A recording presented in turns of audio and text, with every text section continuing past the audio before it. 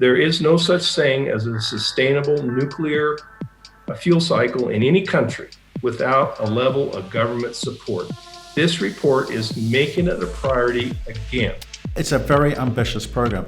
Those ambitious programs cost money. They take time. Me as an investor, people watching this as investors thinking, well, what does that mean for US mining companies today?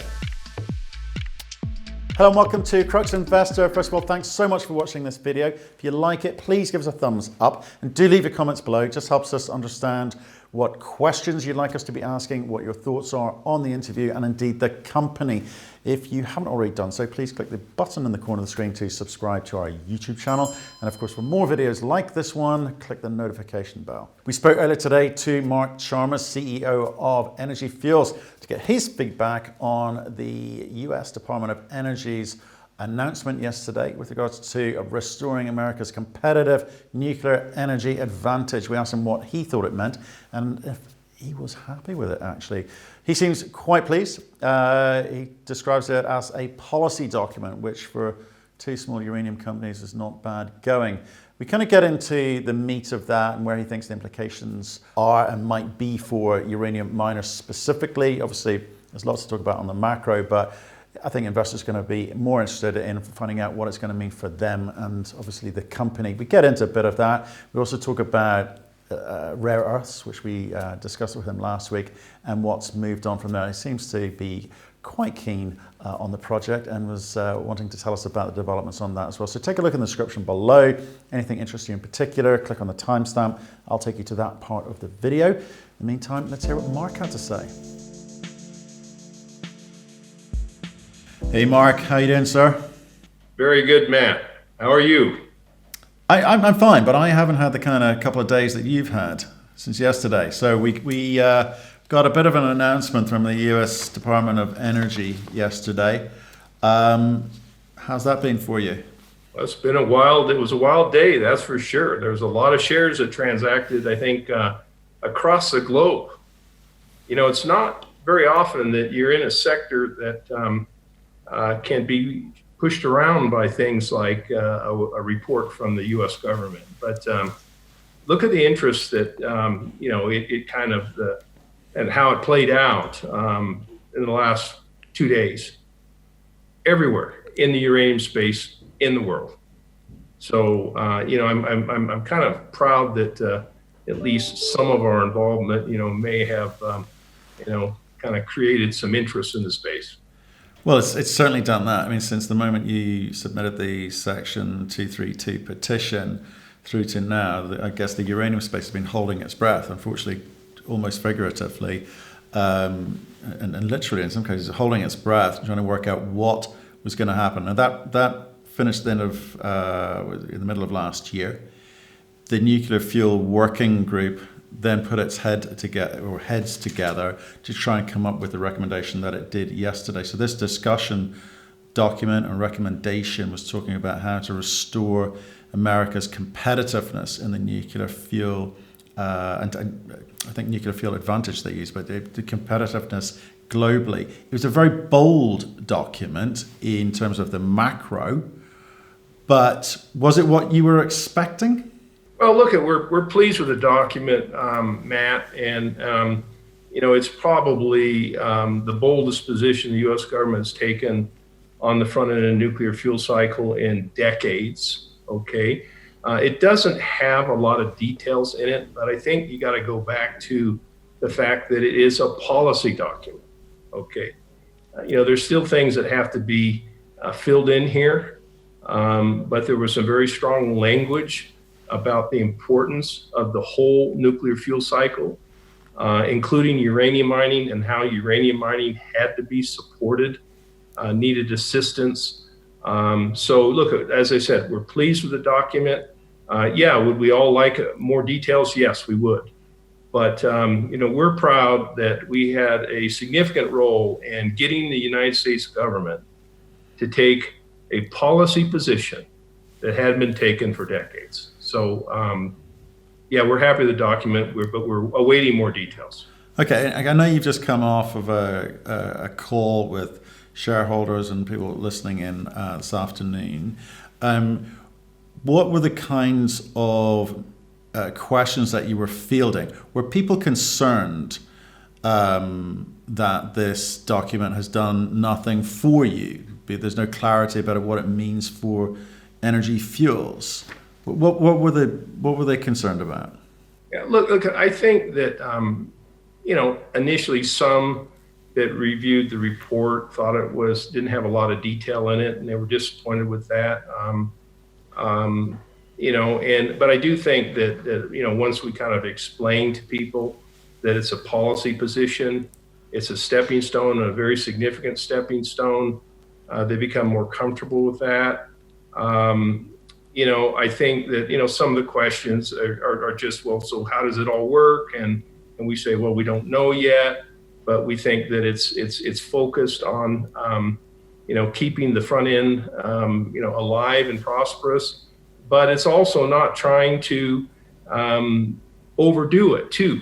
I think that I think there's a focus, or will be a focus, and again I'm speculating a little bit, that it should be focused on proven existing producers, existing infrastructure, but it also says that they will review it periodically to make sure that they're achieving the objectives. So it's really kind of a policy roadmap for the whole front of the fuel cycle, recognizing you need all the steps in that process: uranium mining, conversion, and enrichment, but you also need a healthy nuclear fleet to have all those legs covered. And that was the purpose of the Nuclear Fuel Working Group. It was a more holistic approach than the Section 232. No, that's for sure. But with that macro picture that they've painted, we'll focus on what it means, domestically first. It means that they're trying to get, as you say, their house in order for the first time in 30, 40 years. And they do talk about taking China and Russia head on, and I get all of that. It's a very ambitious program. Those ambitious programs cost money. They take time. They're a huge amount of planning, working out the economics of these things. So, me as an investor, people watching as investors, thinking, well, what does that mean for U.S. mining companies today? And I think some of them have latched on to the phrase, or the line was used, direct purchase starting 2020. Is that going to be beneficial to you? Do you understand what it means? Well, look, we don't entirely know what it means, but we think 2020, we don't think that was an accident. The budget package that was submitted by the president for the 10-year program was starting in 2021. So we're asking and still advocating for immediate action, perhaps through some executive process, that may be available to the president. And in our case, and probably in UR Energy's case, matter of fact, I know in their case, our two companies have inventory, and we would like to be able to sell that inventory at a premium price this year in 2020. We think that's the best way to stimulate those, particularly existing producers, because we've held that inventory because it didn't have fair value in the marketplace, and that could give us a huge boost in the near term. So we hope for purchases as a first step, but we'll see. We don't know. It also refers to at least 2 U.S. producers. You are Energy and yourself are the petitioners. Do you think they are referring to you specifically, or was that just a throwaway phrase, could be anyone?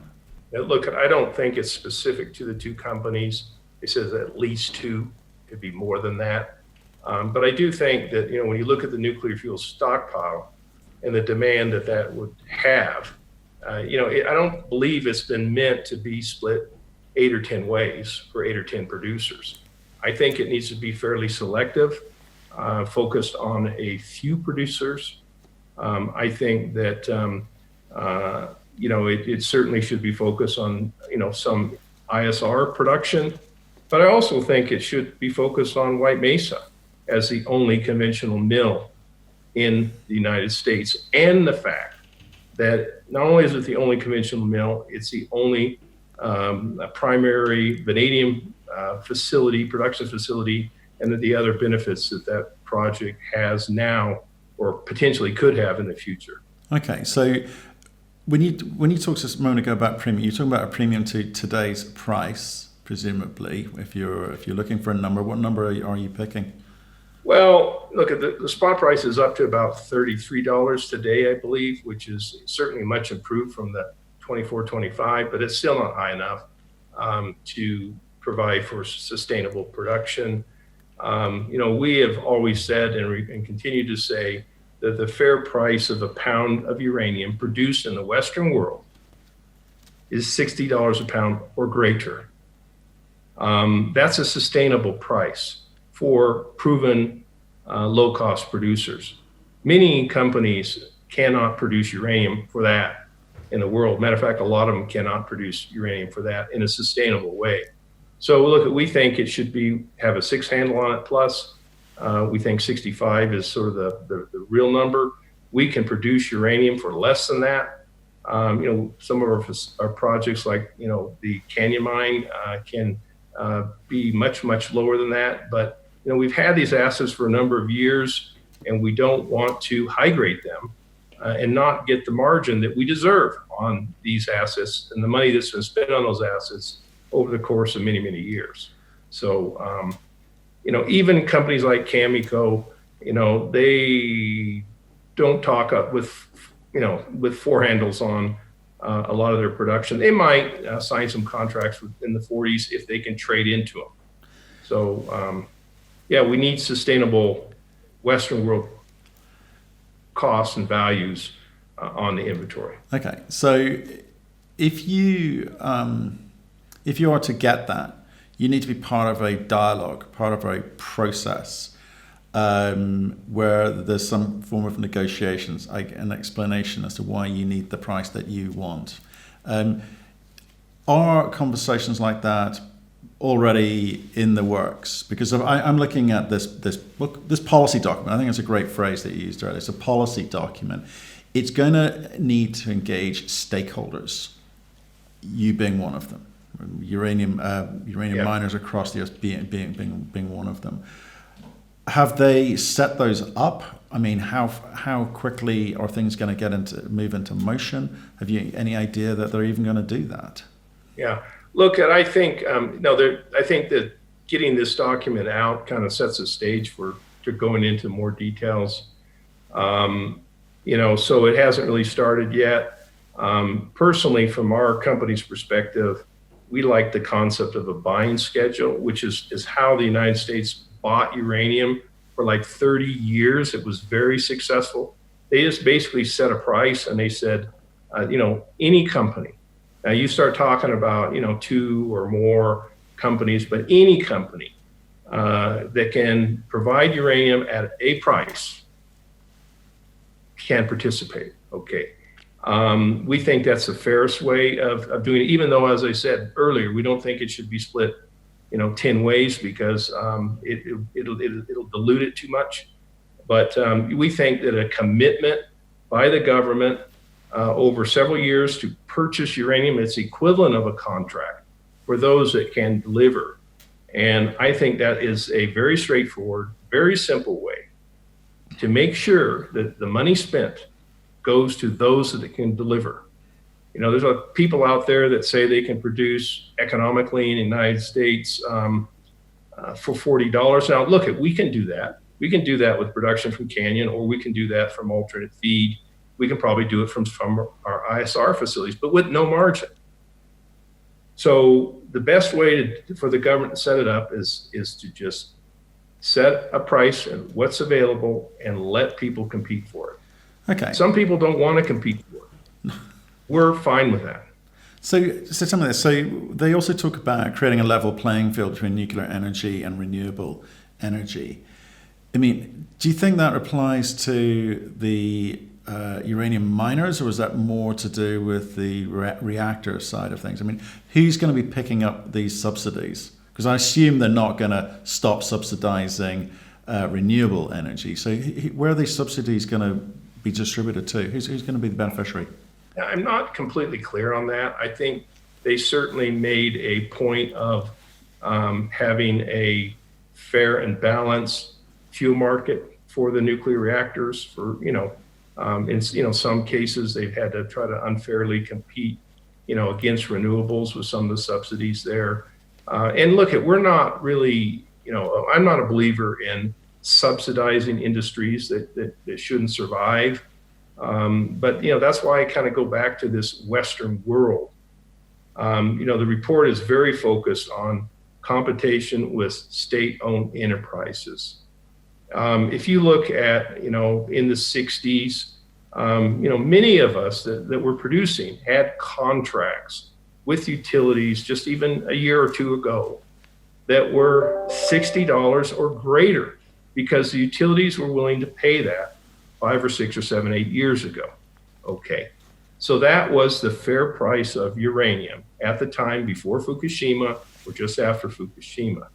So you've got to kind of look at it into the context of the market, the extra inventory that was available after Fukushima. Everything had kind of geared up, and focus on the true value of what is a fair price in jurisdictions that have the regulatory framework, safety frameworks, and whatnot to produce uranium responsibly. Okay. Is there a little bit of you that is glad that this is finally over? This is the report. This is how they have chosen to respond to the market, and now you can let the market decide, the supply demand fundamentals decide how uranium gets priced. Yeah, look. We see this as a big step in the right direction, Matt. It's not the only step. As you said, there's going to be a lot of work behind the scenes on, the devil's in the details, as they say. So we know there's a lot of work to do here, but we are glad they've released a report, and it echoes what we've been saying for several years now. Right. So the U.S. government gets it. So that's fantastic. But I'm trying to wonder. I'm wondering what it means now for utility buyers. It gives them maybe some comfort that there's a plan in place. Potentially, I know it's got to get through Congress. It's got to get financing approvals and so forth. So it's going through a process. But they have finally set out a policy document on it. So that's great. But what are utility buyers now thinking in terms of this massive burgeoning gap between supply and demand numbers?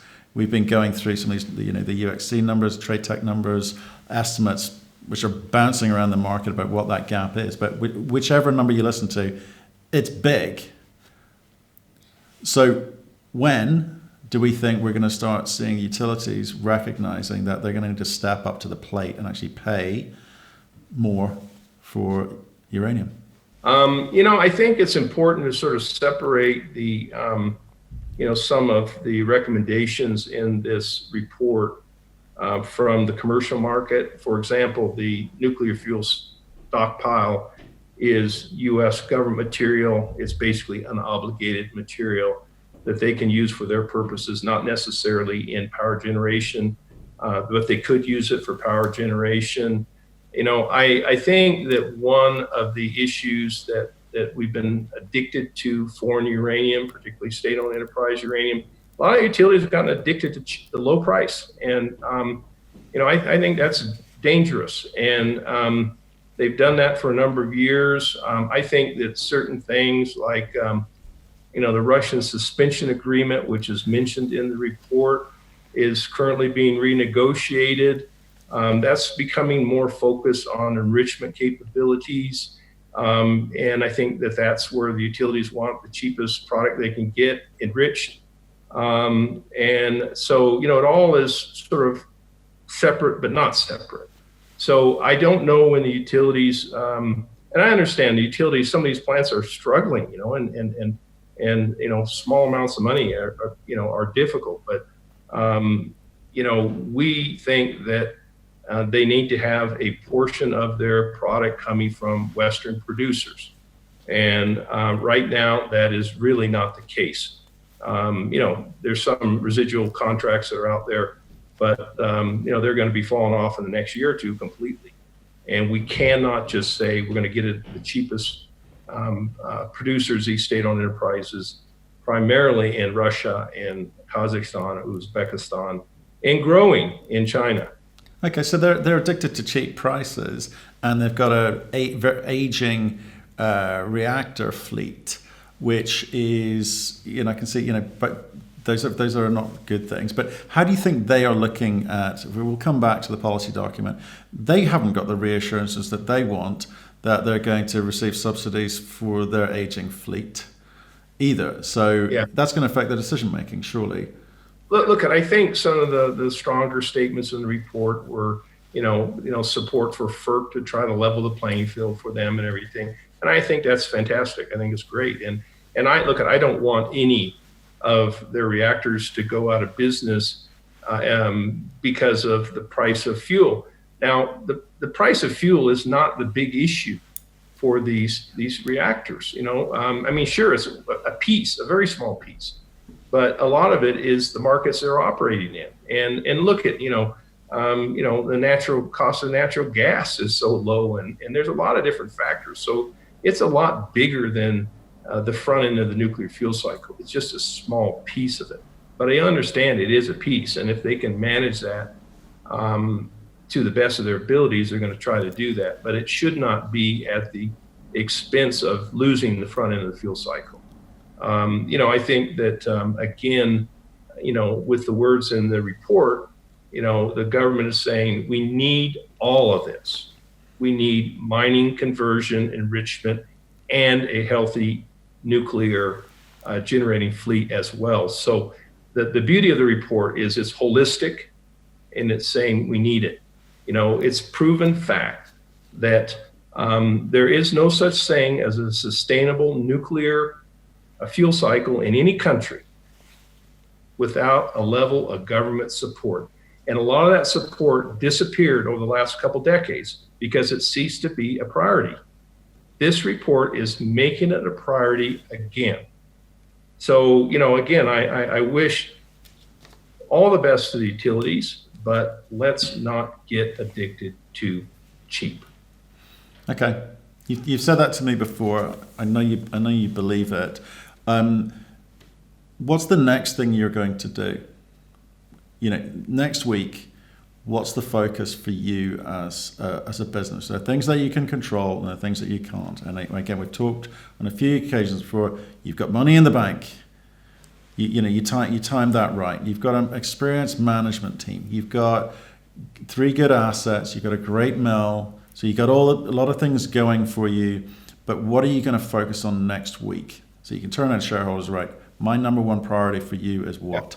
You've heard me say this multiple times. We're first and foremost a uranium producing company. So we're going to try to get more clarity out of the DOE, out of the report. It's kind of the next steps. We're certainly going to be advocating that, we think that, our history of producing nearly 35% of the uranium in the United States over the last 15 years should give us attention for the right reasons. But we're still going to be multitasking these other aspects of our business as well too, but at a lesser focus than Uranium Business Central. Hopefully the price of uranium will continue up, to go up. I think there's some really, positive signs on, the settling out of supply demand issues globally. Look, in the perfect world, everybody can float, their boat will float because of the right reasons on the front steps of the nuclear fuel cycle right on through the whole process. But we're going to try to, and we're not building our company around just the government because we have more things to our business than, others. Most others are 100% focused on uranium. We'll get more certainty. We'll start to look at how we can capitalize on immediate relief from the government selling inventories and preparing for filling, a significant portion of the national stockpile. Okay. But we'll continue working on our alternate feed, land cleanup, and then the rare earths. We're still getting huge interest. I know people kind of go, well, why are they getting the rare earths? But this is exciting for us. This is exciting for us. And I'm hoping to show people that we're building another complete and hopefully significant business in the future for our shareholders. But we will always be first and foremost uranium producer. I get it. So just on that, because we talked last week about the rare earth components, which again, took everyone by surprise. What sort of calls are you getting? You're getting inbound calls from rare earth companies saying, "Can you process?" You're getting inbound phone calls from investors going, "What are you doing?" What kind of calls are you handling? Yeah, look, a little bit of both, but we're getting a lot of inbounds from rare earth experts. We're getting inbound calls from people that have projects around the world. One of the key inbounds, and I said this on one of my last interviews with you, is that dealing with the uranium, thorium, and radioactive products has been a substantial impediment for a lot of these rare earth companies over decades.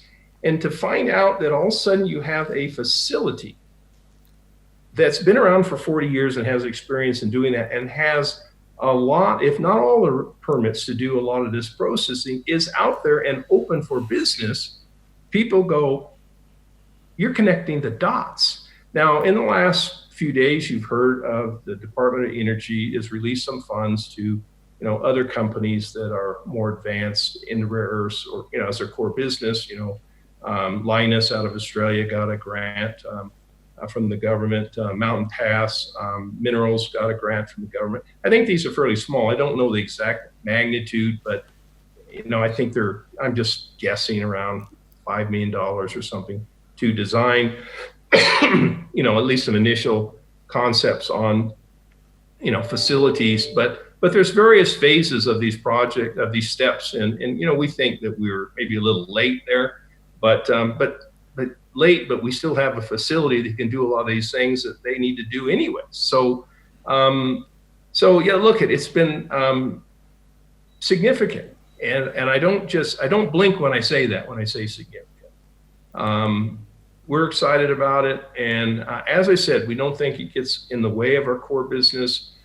We've got a very large facility. We've got a lot of land. We've got a supportive jurisdiction, and we've been doing it for years. I think I told you we've already taken low-level material from Mountain Pass for uranium, from Cabot, fan steel.